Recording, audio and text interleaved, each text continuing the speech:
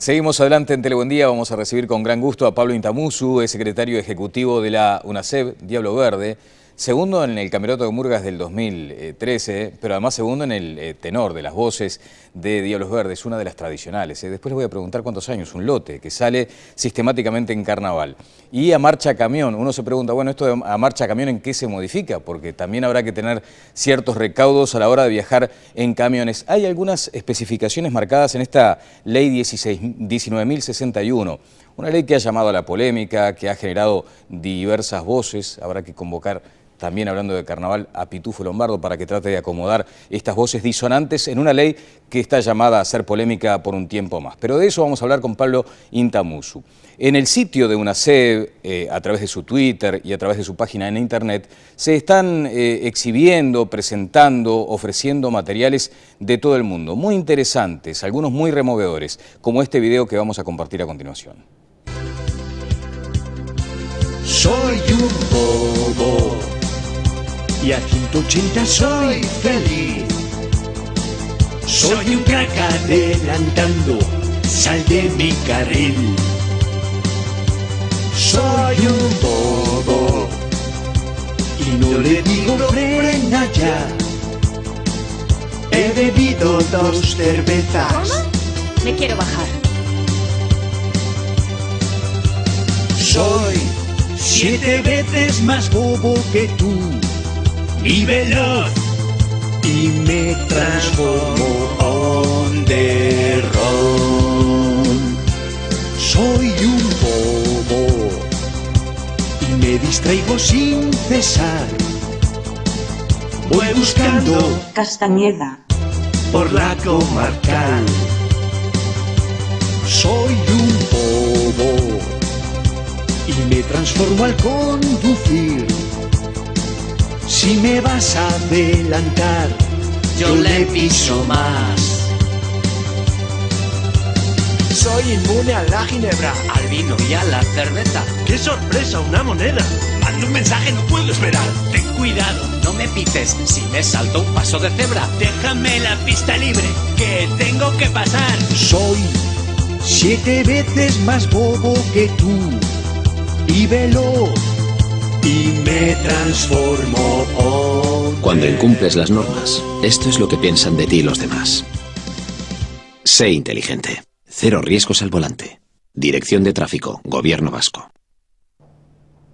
Bueno, para comenzar, me reconozco un bobo, porque todos, creo, o la gran mayoría en alguna medida, nos sentimos identificados, por lo menos con algunas de estas circunstancias que se toman como en broma para tratar de entrarle a la gente y que sin embargo son peligrosísimas. Pablo, buen día, ¿cómo estás? Buen día, un gusto estar con ustedes. Igualmente para nosotros. Bueno, un comentario sobre este video. Muchos materiales internacionales, también se generan algunos aquí en Uruguay. Sí, bastante menos de lo que quisiéramos. No hay plata. Y el tema de rubros a veces complica. Está en estos momentos las 3 petroleras que trabajan en Uruguay, ESO, ANCAP y Petrobras, están desarrollando una campaña que esperemos que pronto esté en el aire, específicamente dirigida al tema moto, porque este video, por ejemplo, sí, habría que hacer una edición uruguaya, bueno, ni que hablar, con las motos, ¿verdad? Que ahora, ellos no lo tienen. Claro, las características del bobo uruguayo, ¿cuáles son, Pablo? Y son básicamente las mismas, sumándole el fenómeno este de la moto, que vino en Uruguay para quedarse, que cada vez es más grande y que a nivel de cifras de siniestralidad está demostrando no solamente que se estabilizó, sino que va creciendo. El año pasado andábamos cerca del 60% de los fallecidos en ciudades que iban en moto, hoy ya estamos casi en un 70%. Claro. Bueno, hoy, decíamos temprano, falleció un motociclista que venía a alta velocidad por los accesos, chocó contra la parte posterior de un camión, así que en realidad esa cifra está... Aprovechamos para decir que los accesos en este momento colapsados. Yo venía por ahí, tuve que esquivar por la teja porque están... Es cierto, sí, hay una circunstancia complicada, estaba Santiago Bernabal allí informando. El bobo uruguayo es el que toma mate en el auto, además, eso sí. Eso también es un clásico, ¿no? Claro. Es un clásico. Ajá, con un peligro tremendo con el tema del agua caliente. Sin en fin. duda. Intamusu, decíamos hoy, por ejemplo, esta ley 19.061, que necesitaba el Pitufo Lombardo para acomodar las voces, porque es polémica, definitivamente. Es polémica. Y por suerte capaz que es polémica. Nosotros vemos con con beneplácito que se haya generado esta polémica, porque también nos permite estar acá, por ejemplo, hoy conversando contigo de todos estos temas. Una ley que abarca, nosotros lo que decimos es que el legislador no puede legislar sobre la casuística o sobre el problema puntual que hay hoy. Una ley tiene que tratar de abarcar y mirar bastante más lejos. Ayer nos reunimos con el Congreso de Intendentes, tuvimos el gusto de estar con casi todos los intendentes, no estaban todos, pero algunos andaban en otras complicaciones. Y llegábamos, después de la charla, una charla muy amena que tuvimos, llegábamos a la conclusión de que nadie cuestiona la ley en sí. Lo que puede haber es una diferencia en su aplicación, en los momentos políticos para la aplicación de algunos artículos de esa ley. En ese sentido nos pusimos de acuerdo que va a haber un periodo de 90 días, vamos a sentarnos a estudiar cómo vamos a bajar a tierra esta ley, que por eso digo, la ley no piensa en el caso puntual, en lo práctico, concreto, en lo puntual, en lo que puede pasar con la bicicleta, claro, o en el casco para la bicicleta, si voy a tener un sistema público como va a tener Montevideo. Son detalles que después con la reglamentación tenemos que empezar a ajustar. Claro, ¿qué cuestiones en principio serían modificables con la reglamentación? Modificar la ley no se puede por la reglamentación, ¿verdad? Hay que respetar el espíritu, el cerno de la ley, por decirlo de alguna manera. Pero al momento de la aplicación, de la fijación de los valores de multa y sobre todo de los controles y la fiscalización, que es la primera pregunta que surge, la población inmediatamente empieza a ver cuándo vienen los controles, a ver cuándo compro la silla o cuándo compro el chaleco. Cierto. Mucha gente piensa así, pero tenemos la satisfacción realmente de estar hoy, venir ahora para acá y ver cómo muchos motociclistas, por ejemplo, ya están incorporando el chaleco, la banda reflectiva, sin preguntar si va a haber un inspector en la esquina que me va a parar para multarme. Claro. Son elementos que se incorporan para proteger la vida. Entonces, en ese sentido, le queremos dar mucho énfasis al papel que juega la población en incorporar estos elementos. Bueno, acá hay un tema asociado a lo que ha sido el crecimiento del país, aquel obrero de la construcción que se iba en bicicleta y que transitaba por toda la ciudad, hoy tiene su motito. O sea, uno no puede tampoco en alguna medida oponerse a lo que significa una mejora en las condiciones laborales del trabajador, en este caso de la construcción, como puede ser de tantos otros. Ahora sí, debería también llamarse a la responsabilidad a aquellos comercios que venden las motos, ¿no? Me decía acá Gerardo Barrios hace ya bastante tiempo que uno puede ir a un supermercado y salir en una moto. ¿Eso es tan así? ¿Qué marco hay para que la ley tome en cuenta este detalle? Bueno, un artículo específico de la ley, no recuerdo el número, establece que las motos que se comercialicen se tienen que comercializar con un casco como parte del equipamiento, así como un auto viene con cinturón, ahora las motos vienen con casco, esto está definido por la propia ley, y a la vez todas las motos que se venden, desde el momento que se comercializan, tienen que ser empadronadas. Esto es un tema, parece menor, pero a nivel sobre todo de los directores de tránsito con quienes trabajamos en forma permanente, en forma coordinada, ellos nos planteaban que esto estaría muy bueno porque se encuentra mucha cantidad de vehículos sin empadronar. Entonces es como una señal, si el vehículo está sin empadronar, seguramente el que lo va conduciendo tampoco tiene licencia de conducir, como que hay un margen de población, sobre todo gente joven, que está como por afuera del sistema. Entonces la idea es incluir a todo el mundo en el sistema y regularizar la situación. Bueno, allí entonces está la venta del casco certificado, o sea, debe ser un casco que realmente cuente con las condiciones de seguridad elementales, sí. Eso está claro. Eso es obligación del comercio. Sí. No se le suma el costo de la moto, digamos, por ejemplo. Bueno, eso dependerá del mercado. Nadie vamos a ser sinceros, en un sistema como en el que estamos, nadie va a regalar el casco. Lo que se tienen que buscar fórmulas, como se están buscando para el tema del freno ABS y para el airbag, fórmulas impositivas, fiscales, que permitan abaratar esos costos y no trasladarle por lo menos el costo también, remarcarle con ganancia a esos elementos. Está bien. Con las motos podríamos tener solo un programa, y de pronto luego en otro hablar del tema de los autos, de los taxis, pero detengámonos por lo menos en algunos aspectos que son los más inquietantes con el tema del motociclista. El tránsito con niños, a veces las familias, te lo habrán planteado decenas de veces, de hecho escuchaba una nota en El Espectador, donde uno dice, ¿cómo puede ser que los nenitos vayan en el medio del papá y de la mamá, y a veces dos niños, por más que lleven casco? Es absolutamente inimaginable que no vaya a suceder algo grave si tienen un choquecito. Es una situación de mucho riesgo, ¿verdad? ¿Pero y por qué no se prohíbe directamente? Bueno, la idea inicial de esta ley era por la vía de que quien no apoya sus pies por una cuestión de estabilidad del vehículo y del pasajero, la idea fue limitar y de alguna forma eliminar que los niños pequeños viajaran en motocicleta. Esto tuvo una discusión en aquel momento en el propio Parlamento, en las dos cámaras, y se tuvo en cuenta por parte de los legisladores. Hay una realidad social que no se puede negar, no tanto en Montevideo, o más bien en la periferia de Montevideo, y mucho en el interior del país, en donde se sustituyó la bicicleta y se sustituyó el propio peatón por el tema de la moto. Entonces, bueno, se le dio esta vuelta de tuerca. Con un apoyapié ahí con para los niños. Con la posibilidad de adaptar apoyapiés a las motos para que puedan viajar los niños. No es lo ideal, pero es a lo que se llegó. Pero entonces, uno debe asumir que la realidad social va como marcando también la tarea que debe tener el legislador, o sea... Y sí, marcó también en el caso del transporte colectivo. Sí. Había una idea inicial bueno, que es lo ideal, que todo el mundo viaje sentado y con cinturón.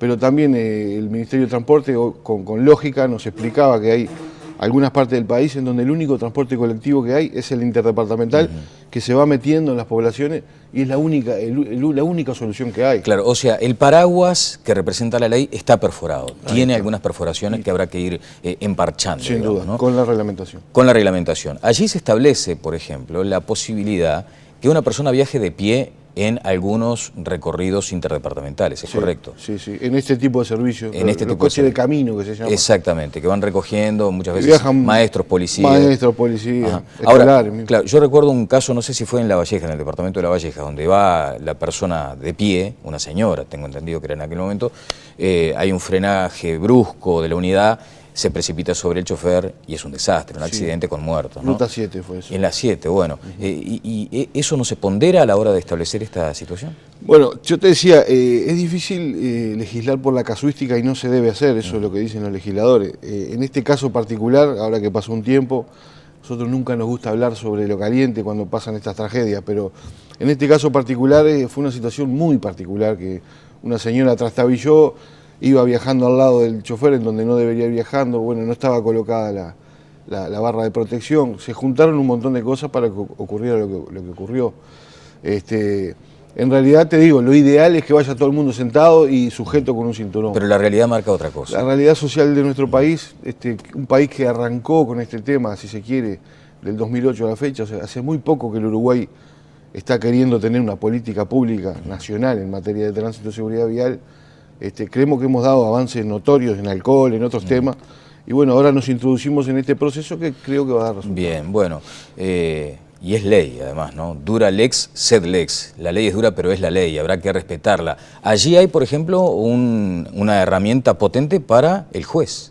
O sea, en circunstancias así, el juez puede tomar esto como ley ya, más allá de que haya este periodo ahora de 90 días. En fin. La ley está vigente como tal. Lo que no tenemos todavía es un régimen punitivo, sancionatorio. Claro. Pero digo, ante la eventualidad de un accidente, por ejemplo, el juez se va a respaldar en la ley. El juez toma la ley vigente. Sí. Bueno, ¿qué tema el de los taxis, no? Porque ahora todo el mundo ha salido a través de las redes sociales a decir, a mí me van a exigir una sillita. ¿Tenés hijos, Pablo? Tengo 3 hijos. 3 hijos. ¿Y cómo haces, por ejemplo?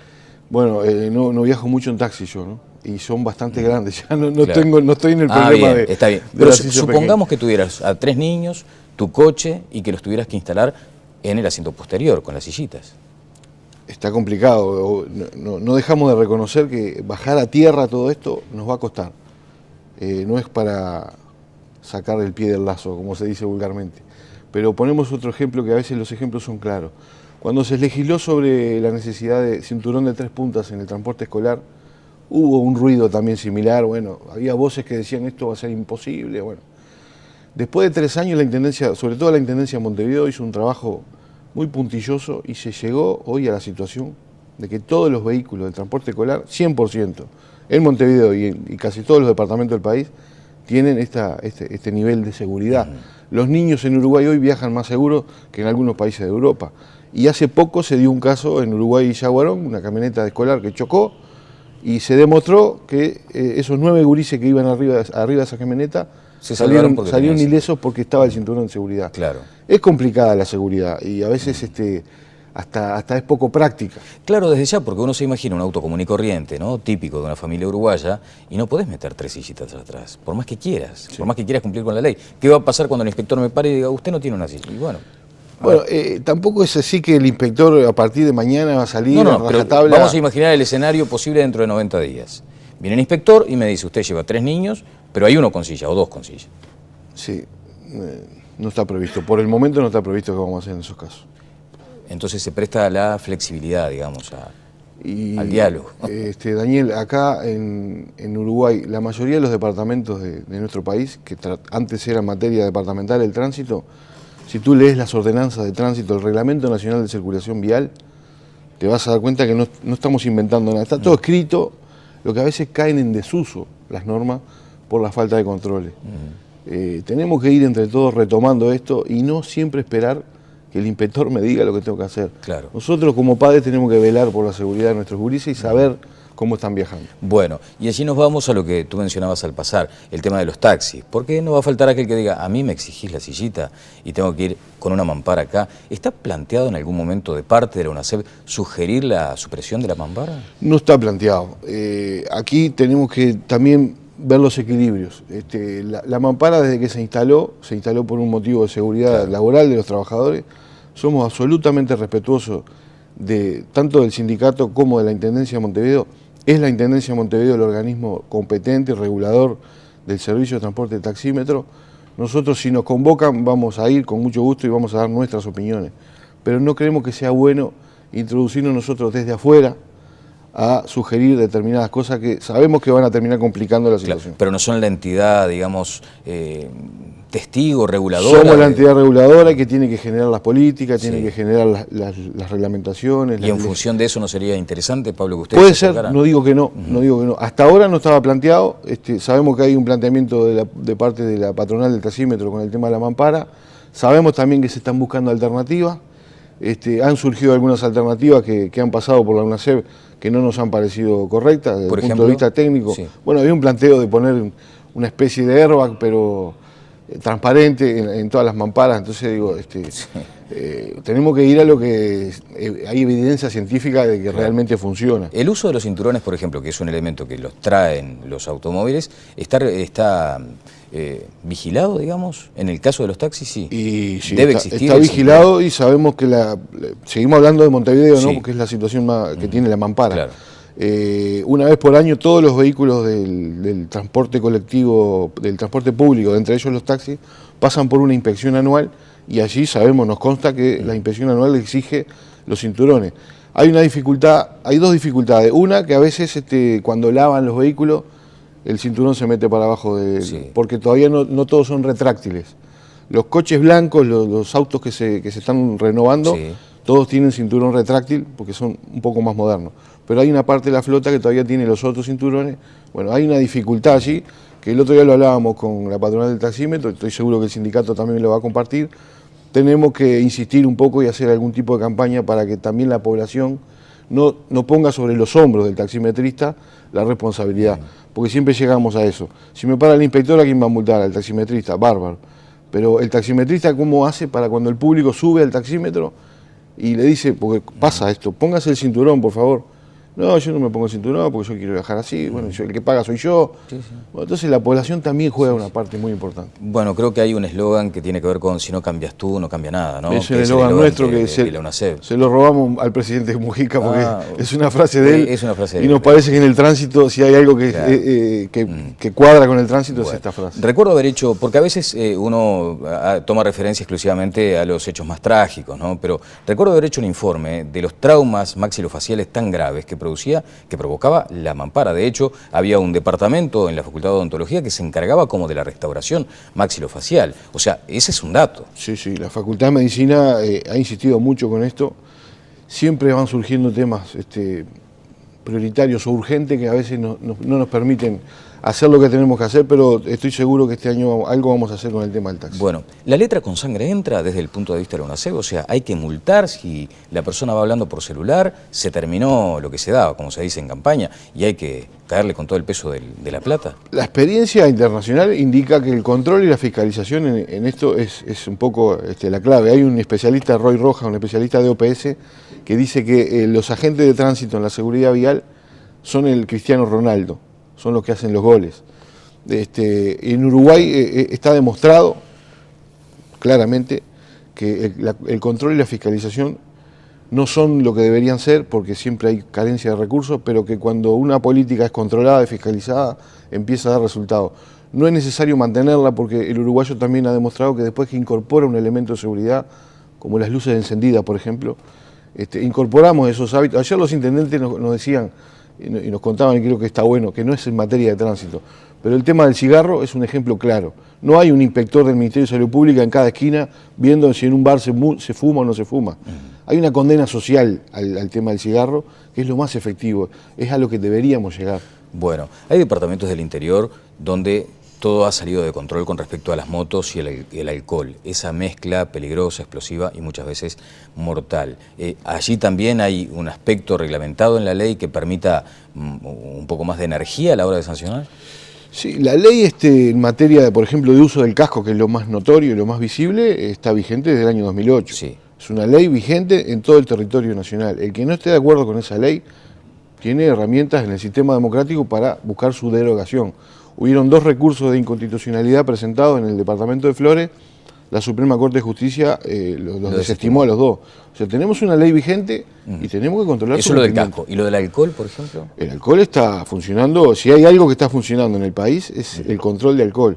Estamos teniendo solamente en siniestro de tránsito 28.000 controles de espirometría. Y los números representan que bajó notoriamente. Claro, es en todo el país, porque yo hablo específicamente por la realidad, por ejemplo, de Tacuarembó, donde es un descontrol. La gurizada toma y sale en la moto y nadie controla nada. Bueno, Tacuarembó específicamente, hasta el año pasado, fines del 2011, que tuvimos una entrevista con el intendente Esquerra, y creemos que ha empezado a modificarse la realidad sustancialmente.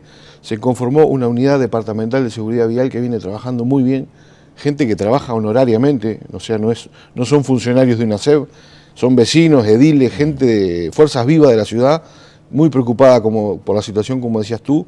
El hospital de Tacuarembó es un baluarte en esto. El doctor Ciro Ferreira ha sido muy claro en las cuestiones del tránsito y lo que él sufre en el CTI del hospital, ¿verdad? Claro, sobre todo porque muchas veces, decía Ciro hace un tiempo, no es que uno tenga que privilegiar las circunstancias que abordan los médicos, pero muchas veces venía una persona ya de edad avanzada con un problema importante y tenía que esperar porque había un gurí que estaba... que se había dado en una situación con la que moto. Son evitables, ¿no? Eso es lo que más duele, cuando una cosa se puede evitar. Bueno, hay algunas cuestiones que tienen que ver, por ejemplo, con el asunto de decir, bueno, pero no hay una contradicción también así, tengo que viajar en un ómnibus de transporte interdepartamental con el cinto, sin embargo veo gente que viaja en las cajas de los camiones. Hay contradicciones, estamos llenos de contradicciones. No las vamos a tapar con una mano. Claro. La idea es empezar a trabajar sobre ellas y irlas solucionando. Lo de las cajas de los camiones se va a solucionar a partir de esta ley. Van a quedar prohibido, terminantemente prohibido, el transporte de pasajeros en las cajas de los vehículos livianos, camiones, camionetas cerradas o abiertas, que han habido situaciones realmente desgraciadas con esto. En el tema de los camiones va a seguir rigiendo lo que dice el Reglamento Nacional de Circulación Vial, que no es que permita transportar personas al libre albedrío, tiene algunas definiciones claras de seguridad para hacer ese transporte. ¿Y para la murga, por ejemplo, a marcha camión se termina? Bueno, las murgas, lo de marcha camión ya quedó algo como poético. Es verdad, ahora ya van en sus pullman ahí. Muy pocas murgas que... Hay alguna que todavía viaja y vamos a tener que hablar este año para que contraten un ómnibus. Bueno, Pablo, muchas gracias por estos minutos. El lunes en Buen Día Uruguay, ¿no? El lunes estamos con los amigos de Buen Día Uruguay. Bueno, ahí prometiste cantar con Cristian Font.